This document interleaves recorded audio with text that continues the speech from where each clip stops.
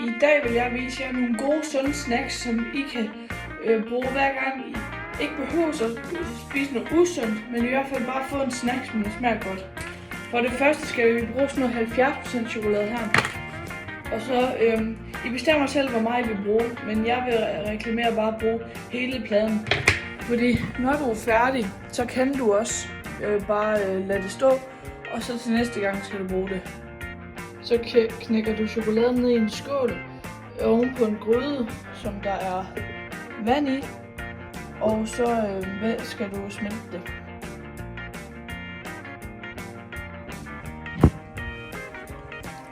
Så har jeg fået chokoladen hernede i, og det er vigtigt, at det får lige så stille lov til at smelte, eller så brænder det simpelthen på.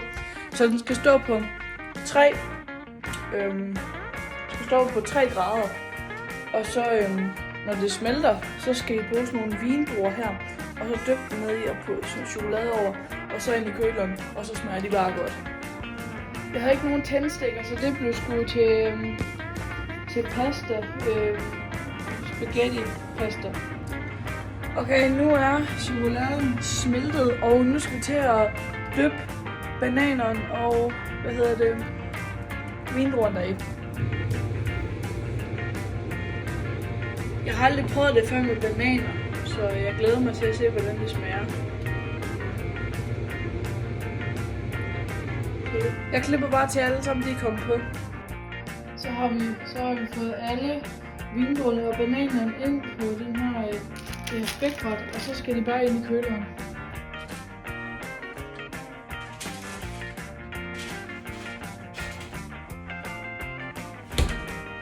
Sådan.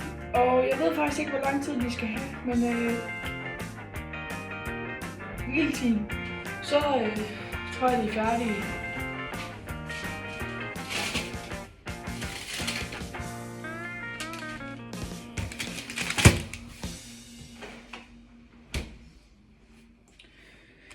Lad os prøve at smage en vindrue.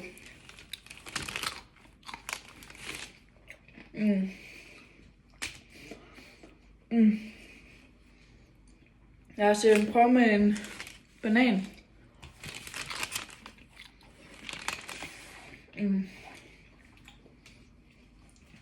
Det her, det er rigtig godt til, hvis man lige vil have en lille snack, som der ikke skal være alt for usund. Hej!